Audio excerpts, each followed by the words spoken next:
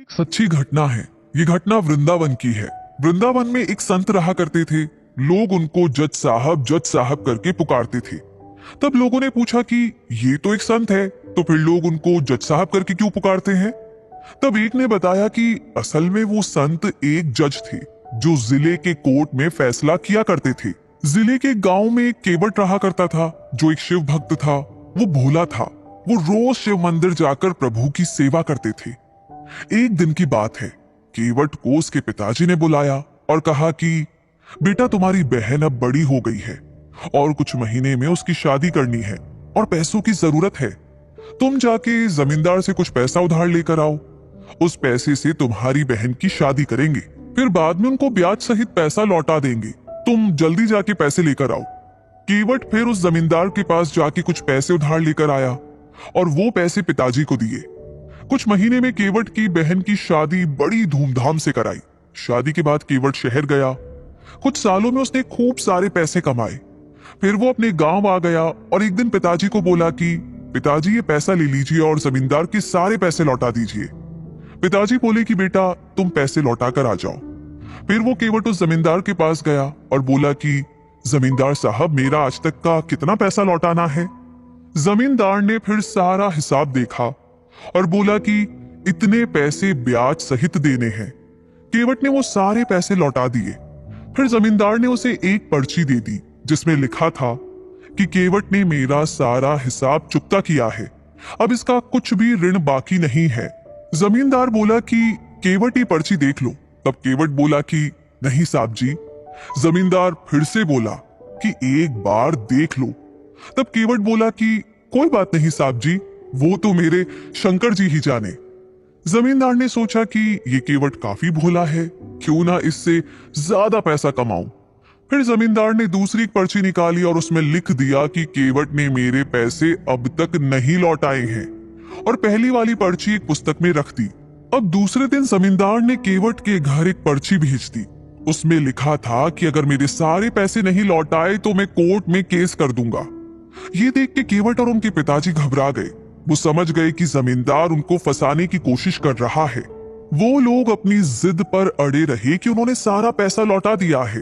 कुछ दिन बाद उस जमींदार ने केवट के ऊपर जिले के कोर्ट में केस कर दिया। कुछ दिनों के बाद केवट को कोर्ट में से समन आ गया। अब तो केवट को कोर्ट में हाजिर होना ही था। वो दिन आ गया जब केवट को कोर्ट में हाजिर होना था। केवट पहले भोले शंकर जी के मंदिर गया और वहां से कोर्ट गया। कोर्ट में उसको जज साहब, जो कि आज संत है, उन्होंने पूछा कि केवट, तुमने जमींदार के पैसे क्यों नहीं लौटाए? तब केवट बोला कि जज साहब, मैंने सारे पैसे लौटा दिए हैं, ये जमींदार झूठ बोल रहा है। तब जज साहब बोले कि पैसे लौटाते समय तुम्हारे अलावा और भी कोई वहां पर मौजूद था? तब केवट बोला कि वो तो शंकर जी जाने। जज साहब बोले कि वहां पर शंकर नाम का कोई व्यक्ति मौजूद था क्या? केवट बोला कि हाँ हाँ, वहां पर मेरे शंकर जी मौजूद थे, उनको सब पता है। तब जज साहब बोले कि शंकर जी कहाँ रहते हैं, उनका जरा पता बताओ। तब केवट बोला, वो तो मंदिर में रहते हैं। जज साहब ने सोचा कि कोई पुजारी होगा जिसका नाम शंकर है। जज साहब ने शंकर के नाम का वारंट निकाला और अपने सिपाही से बोला कि ये वारंट लेकर उस मंदिर में जाओ और शंकर जी को दे आओ। सिपाही तुरंत वारंट लेकर निकल गया। कुछ देर के बाद वो मंदिर पहुंच गया। पुजारी से बोला कि यहाँ शंकर नाम का व्यक्ति कौन है, उनके नाम पर ये वारंट है, उनको बुलाइए। तब पुजारी बोला कि शंकर जी तो देवों के देव महादेव जी है। तब सिपाही बोला, ये वारंट तो उन्हीं के नाम पर है, उनको कोर्ट में हाजिर होना पड़ेगा। फिर पुजारी ने वो वारंट लिया और प्रभु के चरणों में रख दिया और बोला कि हे प्रभु, आज तक आपके चरणों में कई सारे पकवान, आभूषण, वस्त्र आए हैं, मगर आज पहली बार एक वारंट आया है। प्रभु, अपने भक्त की लाज रखना। आखिर वो दिन आ गया। आज प्रभु को कोर्ट जाना है गवाही देने। केवट सवेरे सवेरे मंदिर गया, प्रभु के दर्शन किए और बोला कि हे प्रभु, आपको पता है ना कि आज आपको कोर्ट आना है गवाही देने के लिए, मैं आपका इंतजार करूंगा। फिर केवट कोर्ट चला गया। जज साहब आए और सिपाही से बोले कि शंकर जी को हाजिर किया जाए। तब सिपाही ने पुकार लगाई, शंकर जी हाजिर हो, ऐसा 3 बार कहा। तब एक बुजुर्ग व्यक्ति कोर्ट में आ गया। वो बुजुर्ग धीरे धीरे चल के आ रहा था। कपड़े फटे थे, सिर बंधा था, गले में तुलसी की माला थी और चेहरे पे विलक्षण तेज था। जज साहब ने उनकी तरफ देखा और वो उनको देखते ही रह गए। जज साहब ने पूछा कि आपका नाम? वो वृद्ध व्यक्ति बोला कि मैं ही शंकर हूं। जज साहब बोले कि क्या उस दिन आप भी मौजूद थे जिस दिन केवट ने जमींदार को सारे पैसे लौटाए थे? तब शंकर जी बोले, हाँ, मैं वहां मौजूद था और केवट ने सारे पैसे मेरे सामने ही उस जमींदार को लौटा दिए थे। जज साहब बोले कि इसका क्या सबूत है तुम्हारे पास? तब शंकर जी बोले कि जमींदार जहां पर बैठते हैं ना, वहां दाई तरफ की अलमारी में एक लाल रंग की पुस्तक में वो असली वाली पर्ची रखी है। जज साहब ने तुरंत सिपाही को जमींदार के घर भेज दिया और उनको उसी अलमारी में वो पर्ची भी मिल गई। वो लोग वो पर्ची लेकर आए और जज साहब को दे दी।